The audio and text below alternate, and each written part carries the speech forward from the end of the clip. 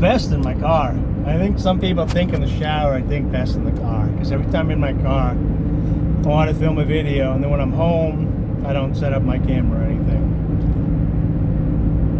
So for the time being, this is where my mind dumps are going. But I want to talk. I got two things on my mind, but I'm going to stick to crypto right now. And I was thinking about how they have this saying that the rich get richer. And when you're young, and there is part of this, this is where I think politics has failed. But there is definitely a part of a pre-made system that people get spit into that, depending on what level and where you get spit out, it makes it more difficult to move around within that system. So we are born into a cage. But however, in the great words of Morgan Freeman, the bus does run every day. So we're lucky to have mobility here. But I was just speaking to a friend of mine about crypto, and he's worried about Bitcoin. And when you talk business with somebody, you can tell where their head's at based on where their plan's at. So if they have a 10-year plan, 5-year plan, 1-year plan, or a 1-month plan, you can kind of tell what type of person they are. And right now, I'm taking all my extra expendable income and putting it into DeFi projects in long-term crypto holds. So I'm really bullish on crypto, not necessarily Bitcoin. I have some issues with Bitcoin, but all in all, I like the technology of blockchain. I like proof of stake, and I do like hash graph technology. I really like hash graph technology. I think that's going to be the future in a lot of ways. But anyways, back to individuals. When the economy is getting bad like this, which is sad, I've cut back a little bit, but I've only cut back so that I can meet my investing needs. And the average person wouldn't even think that I cut back. I see it as cutting back, but really I'm just taking some luxuries that I normally do and taking that money and reallocating it towards investments, because I know if I defer my gratification on those investments out to at least 2024, 2025, the ROI is going to be higher, and then the stuff that I want to do now I'll be able to do then. And I feel comfortable in the fact that I'll be healthy enough and survive to then. But not everybody's in that situation. So there's a lot of people that invested in crypto on both ends. So here's the thing. The rich and the poor have quite a bit in common that's different than the middle class when I look at everything. So right now, the poor don't have enough money because of inflation and jobs and all that stuff to invest. And if they had any money, if they were a lower middle class and put some money in, they might have to sell their investments to survive right now. So I think a lot of people are pulling out. Now on the rich end, once they allowed for hedging in Bitcoin, and lots of people that know Bitcoin are like, oh, the banks are involved, they're going to hedge. A lot of these banks did hedge their investments into Bitcoin. Those loans came due and they had to pay them and cash out. So you're having a huge sell-off on both ends. Really rich people that can hold indefinitely and the money's not an issue are not involved in that. But the people that are leveraging debt are definitely involved. And poor people and rich people both leverage debt to an extent where it's damaging right now in a down economy. I also leverage debt, but not to that extent. And I don't think most people in the middle class do. I mean, I shouldn't say that because there's a lot of people living above their means. But it's terrible because I see these people that are living in a traumatic situation where they can't relax, becoming more and more stressed. And as you become more and more stressed, you're going to make worse decisions. And I don't feel too terrible for them, because I see people walking around with iPhones and designer clothes and stuff, and I'm wearing old sneakers and thrift stop stuff, because I take that money and I put it into crypto projects and stuff that I like. So I consider they're going into investments. So people could cut back on Starbucks, and I make my own coffee and all that BS every day. And a lot of people aren't choosing to do that to a certain extent, even to the fact where, like, I mean, when I eat on a day-to-day basis, I'm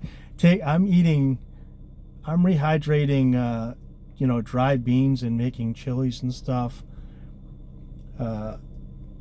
So even my food income is long-term. So when I'm buying food, a lot of stuff that I buy is 6 months out.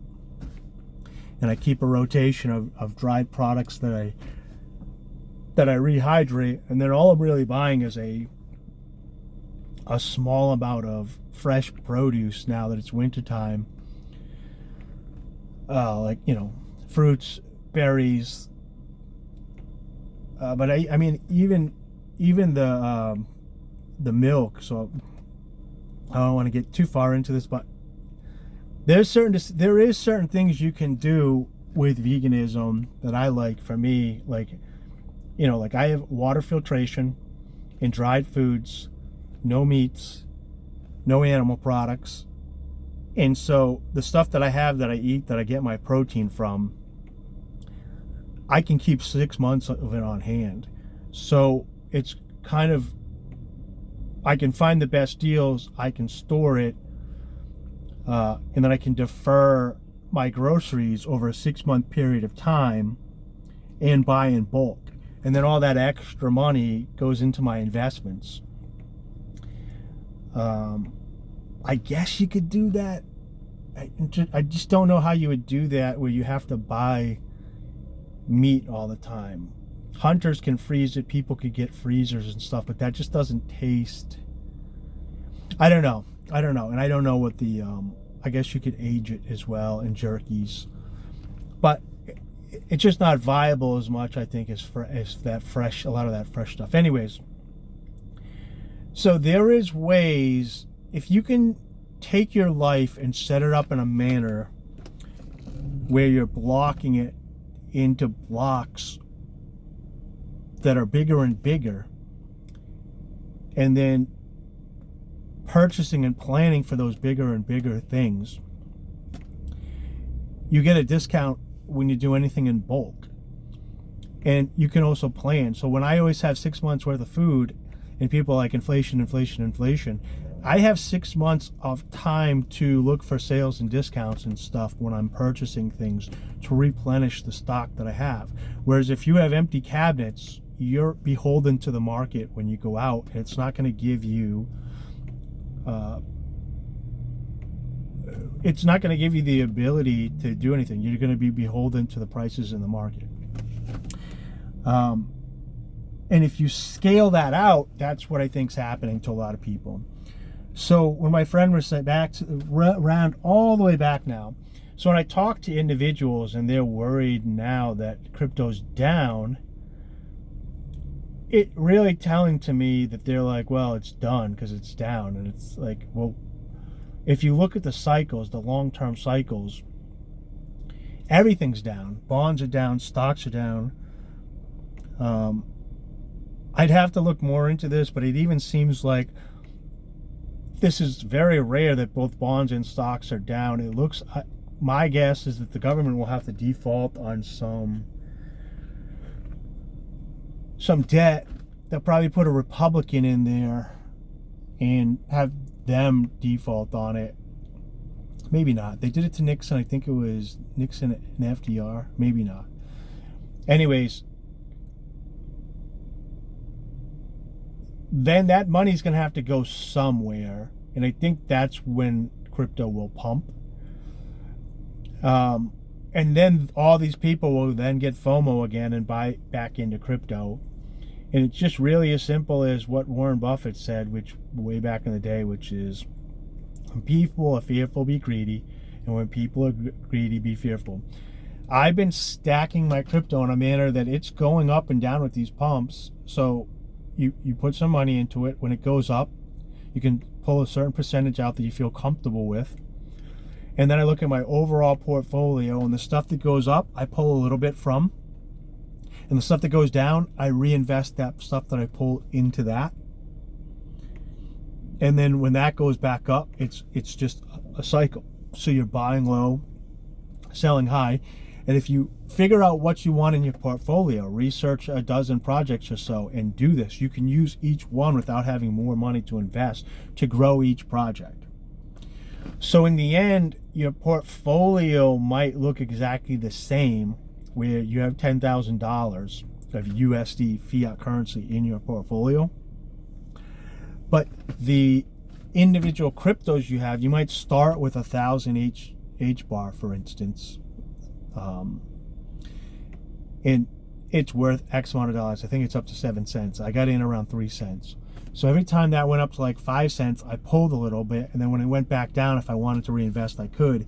And now you get more of that particular crypto, and it might be worth the same, but you have more of it. And then when it pumps, you're getting the pump based on each individual unit going up. But then again, it's being able to see that entire picture of what your portfolio looks like and what your goals are. So when my friends like, what do you think about Bitcoin? People hear Bitcoin, and to me, it doesn't really matter. I don't even have that much Bitcoin. It's a technology of the blockchain. It's decentralized finance. It's hashgraph technology. It's decentralized exchanges. It's wallet technology.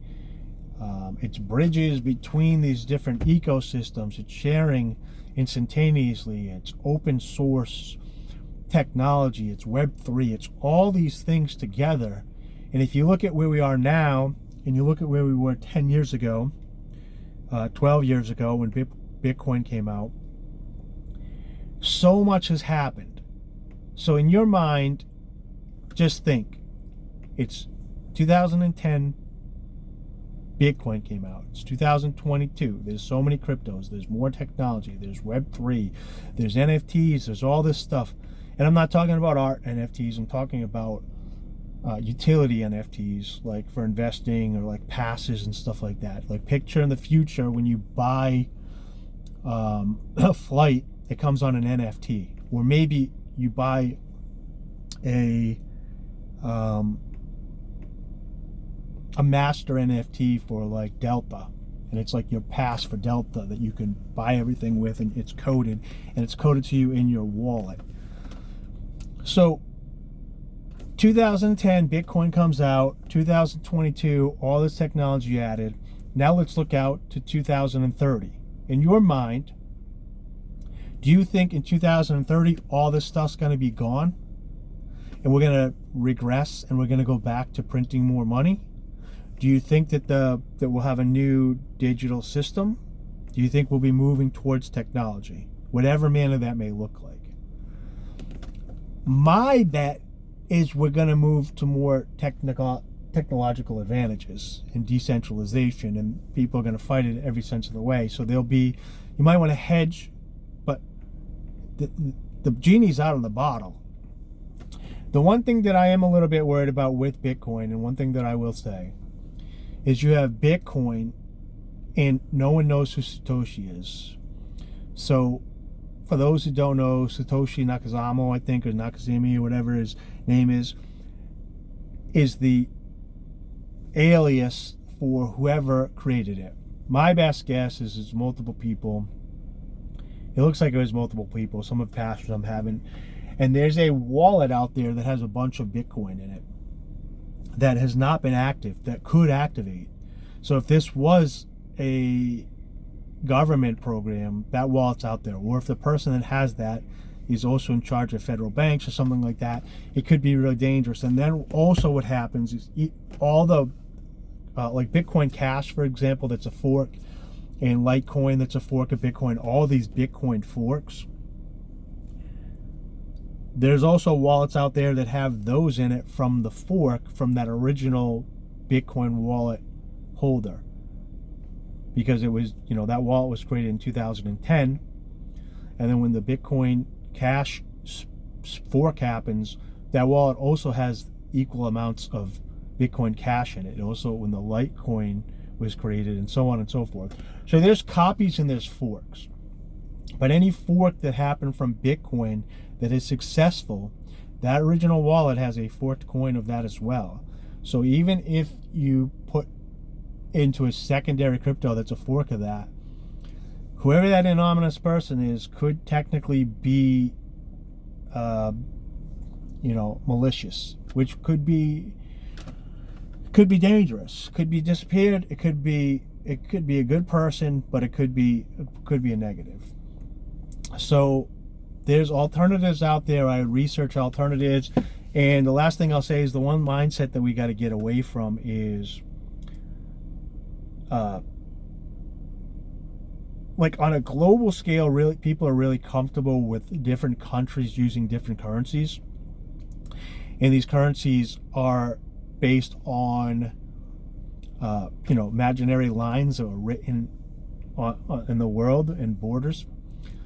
But when people even in finance are doing trading and stuff and forex trading, they're trading currencies digitally, so the borders are gone. So that's already global, and people feel comfortable with multiple currencies globally as long as that currency is controlled by a government. In the future, when people say it's going to be Bitcoin, it's going to be this, it doesn't have to be one. It's decentralized for a purpose. So it's similar to being able, so some people use Bank of America, some people feel more comfortable with Wells Fargo, whatever the banks are, I don't know. But other people want local credit unions where they know the people. So in the future, you could have a digital currency between you and your friends that was attached to a larger currency where it gets the value. You can have digital currencies within towns. You can have digital currencies within these communities, and these communities can be global, and you can never meet the other people that are sharing this currency with you. And each individual gets to choose that technology and that protocol and what they feel comfortable with. Now, there's pros and cons to that. The con to a coin used by less people is the volatility, but you might feel safer as well because you can understand the protocol and the community. A larger coin is going to be under more pressure globally to try to be centralized and used by people, and will probably be first in line for regulation, but have enough income to balance the regulations. So there's all sorts of pros and cons. What I see in the future is I see Bitcoin currently as digital gold. I don't see the issue of electricity and processing and mining as an issue. I see it as a value add, an accidental value add, whereas it ties Bitcoin to reality because the mining and the price of the coin and the gas fees are tied to reality in the fact that how much of natural resources need to be used to mine that. And it's very important to have a digital asset in the the new level of metaverse. So you have like concepts was like the original metaverse when we jumped from only be able to see what was in front of us to have an imagination, to have conceptions such as math and physics and stuff. And now we've moved a couple levels down in the metaverse is a digital concepts. Well, we have to be able to tie those back to reality in some manner, in the way that the concept of one is tied to a reality and concept of what one is, and it works within physics. Bitcoin being tied to electricity stabilizes it like a digital gold. Then you can create other currencies backed by that paired. So so if you've seen a pair like of Bitcoins, BTC via BCH, it just means that instead of cashing out through a fiat currency, you would cash out through the digital pair of Bitcoin. So Bitcoin is what it's stabilized by. You have to go through that, and then if you have to buy Bitcoin first with your value, or get the value of Bitcoin first to then get the Bitcoin Cash, for instance, it props up the security of the Bitcoin, because in order to get value from your Bitcoin Cash, it's on the other side of that digital wall, you would have to transfer it back into Bitcoin. And then you could transfer it into, a precious metal in real life, or you could switch it over and buy some Ethereum, which would put you off of the Bitcoin blockchain. You could buy H-bar on it, would take you off. You could buy some, anything that's not attached to liquidity tokens. Some of these are still paired into that reality, but this will happen. You'll get some anchor tokens that are right to the top, and then they'll start pairing those with secondary currencies, which will prop up that original anchor currency. So right now the mindset is, people say, how much is Bitcoin worth? Their mind goes to the fiat of their government. What'll happen in the future is, I believe, there'll be a digital currency of some sort, which will be the new pair. I mean, it might be BNB, it might be BUSD, it might be the Binance Smart Chain. That stuff is paired to, but there's all different ones. But whatever that becomes, instead of saying how much is Bitcoin worth, you'll say how much is Bitcoin Cash worth, and then it'll be like 0.00 whatever of a Bitcoin, and people's minds will start working based on a percentage of what a one Bitcoin is. So I guess that's a lot of information I'm just spitting out there. I just wanted to get this out of my head and into a video. So my original talk to my end talk probably different, but I think there's a lot of nuggets in there for individuals to extrapolate and work on. But I guess my takeaway from this is, do whatever you want, but for me, if you have the ability to extrapolate information over periods of time, you should extrapolate that information and give yourself bigger buffers of time to make decisions within. If you're in a situation where you can't do that financially, I would join a community to offset some of the financial issues. Me personally, I would not make that a violent entity, meaning I would join a church or a support group that was voluntary, rather than make the support a government, because once you become dependent on that, it's really difficult to get out, and there's no tie to reality, because they can print money and give it to you or whatever, and then you kind of lose track of what you're doing. But once you get yourself set into that community, like, it could be as simple as getting roommates. So if you can't afford your rent, then you get roommates, and that community is voluntary to an extent. You've chosen to live together. It gives you some extra expendable income, and so you can start broadening, making more income, and spreading it out. And then what you want to do is you want to start planning in bigger and bigger sections. So for me, everything that I'm doing right now, I'm trying to set up for about 2025.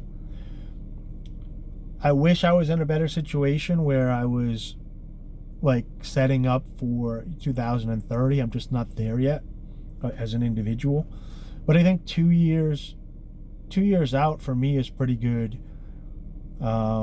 Food-wise, I do about... Food-wise, I'm doing 6 months out. Life planning, I'm doing about 2 years. And then retirement, I don't plan on retiring, but I'm setting up a life plan expecting to live to be about 100, of how I continue this lifestyle with little to no work, with minimal effort. So there's no such thing as passive income. So I'm trying to design my life in a manner that for the next 50 years is my last big number, I guess, for goal setting or whatever, and the stuff that I need to do and break down. So wherever you fall within that pattern. Now, last thing I'm going to say is, if you're the type of individual that knows yourself well enough, know thyself is more important than intellect. If you know that you're the type of person that's not intelligent enough to make these decisions on your own, you need to figure out what your strength is, whether it's emotional, wisdom, gut feelings, talking to somebody that you trust that does know, and then figure out a connection with a larger mentor, whether that be a religious, spiritual connection, a family member, somebody. Take whatever strength you have to vet individuals and use that to vet somebody who is intelligent that can make these decisions with you. I mean, it could be a YouTuber, it could be an author, it could be somebody like Jordan Peterson or Sam Harris, whoever you believe in, and then you can kind of do that. But one thing I will say is take a self-analysis of your life. So when you start doing that, write down where you're at, write down the changes that you're making, write down the people that you're following, and if you're not intelligent, what you can then do is go back to that and say, you at least know your life and if you're doing well, and then if you start making these changes, if things get better, you can continue that. And if things get worse based on your parameters, whether that's emotionally, financially, spiritually, then you know that you need to figure out a new technique, and you can keep doing that over and over again, taking a self-analysis. So all right, I'm here shopping, so I just wanted to get that out of my mind. Take care.